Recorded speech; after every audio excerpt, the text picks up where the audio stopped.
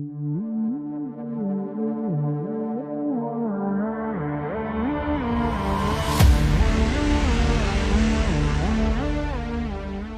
of the most fascinating things I think about the remake, the possibilities of where it's going to go, and they touch on it a little bit in this game, and they don't really go dive headfirst into it, is just Cloud's psychosis, like how crazy Cloud is. He is like not all there, and fans of the original game, or that know a little bit about it, they know exactly what I'm talking about. He is a mixture of all these different things, PTSD and all these other issues that plague a person.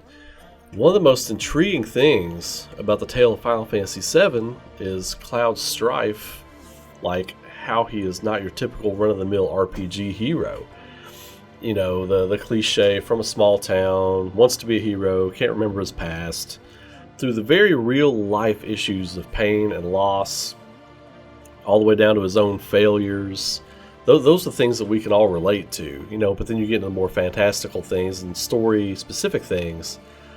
His desire from a young age to amount to something, be a hero, like those of the Great Wutai War, like Sephiroth, who he grew up idolizing, all the way to the horrific experimentations by Hojo on Cloud's pretty much dead body. He was at death's door. Hojo was experimenting on it. After his duel with Sephiroth, his duel to the death with the very man he grew up idolizing. Couple that in with the fact that Cloud can't make sense of things a lot of times because he doesn't realize he has inherited some of Zack Fair's memories. He doesn't know that. He doesn't remember Zack. He thinks this is all him. He doesn't understand that this was another person.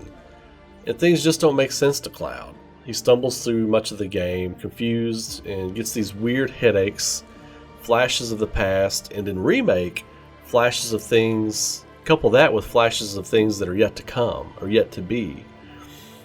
All the while having to play the powerful, confident hero.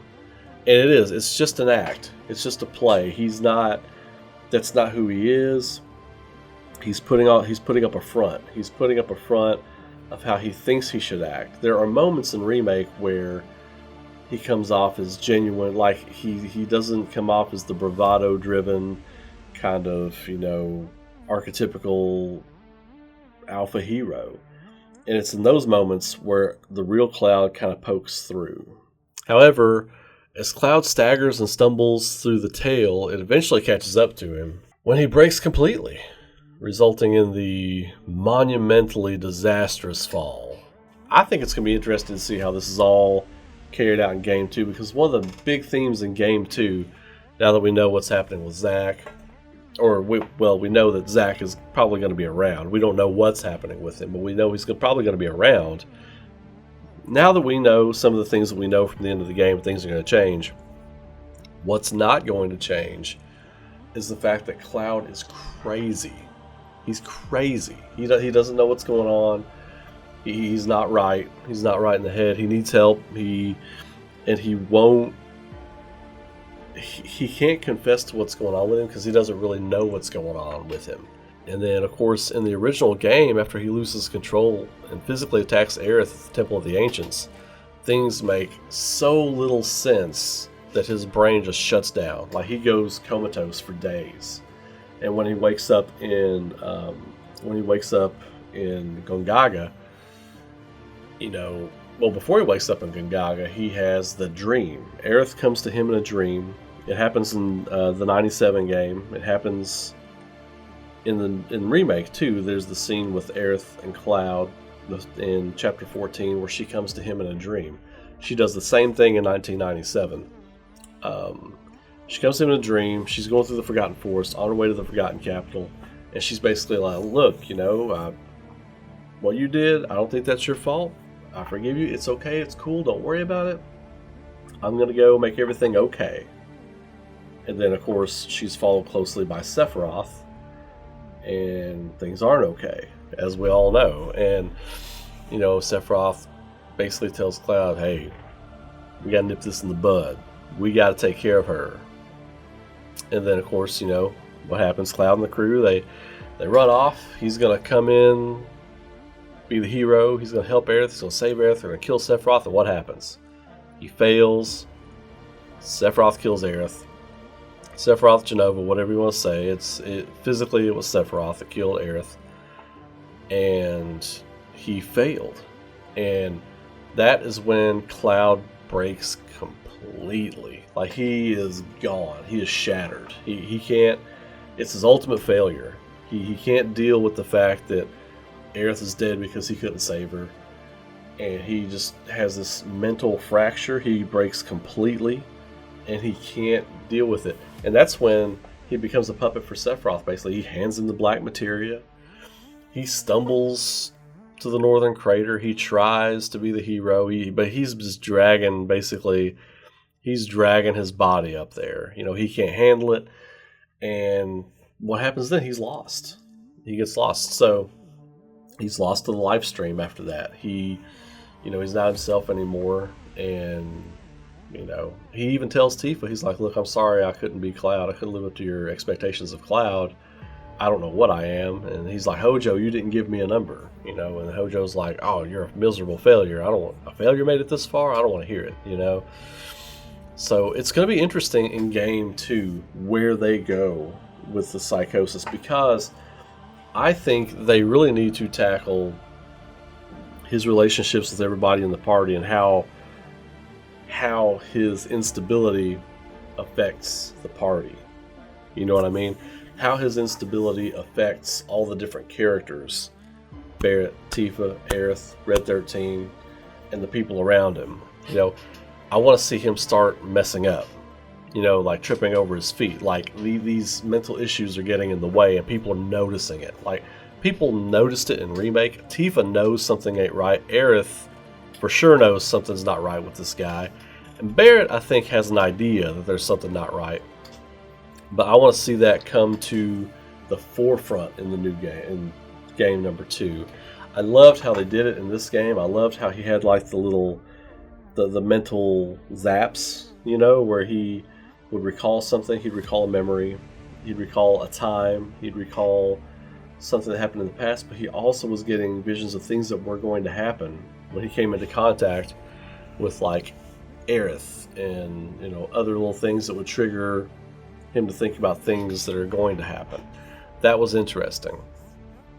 So I think they can play with it a lot more.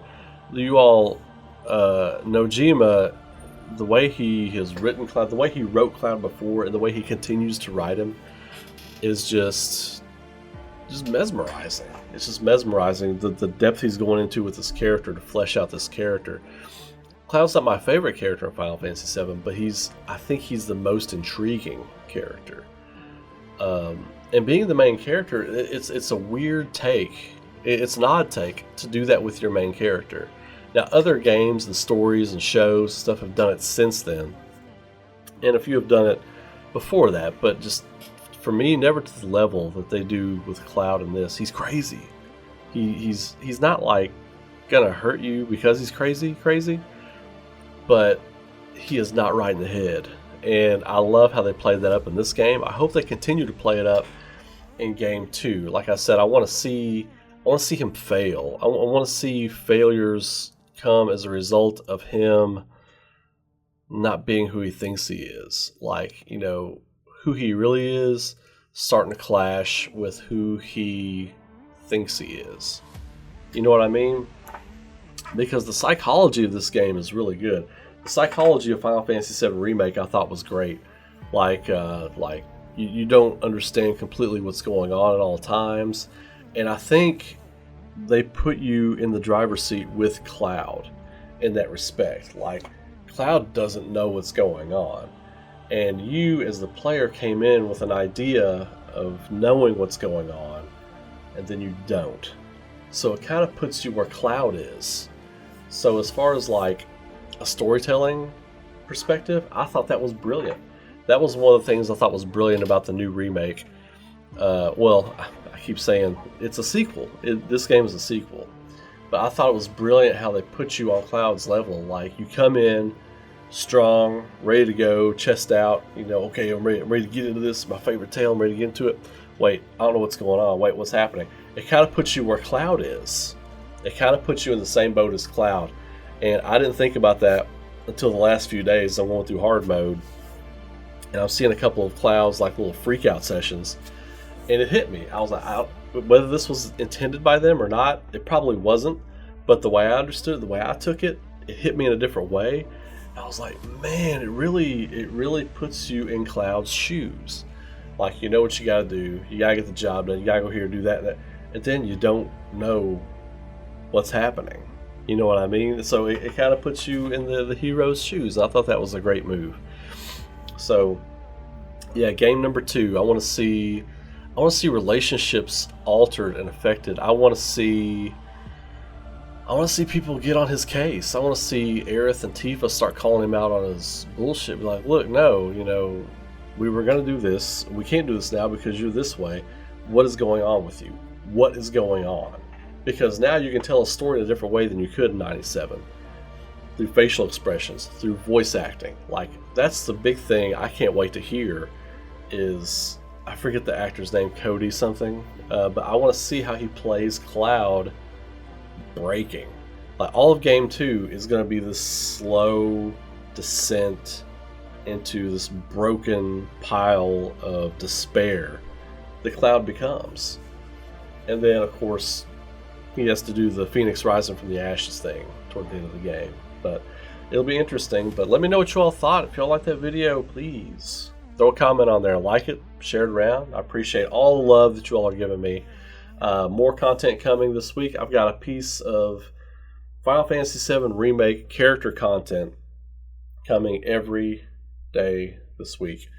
What I liked that they did with them in the first game, where I hope they go with them in the next game.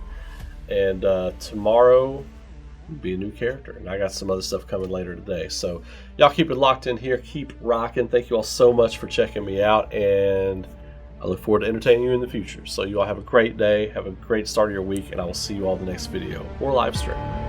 Take care.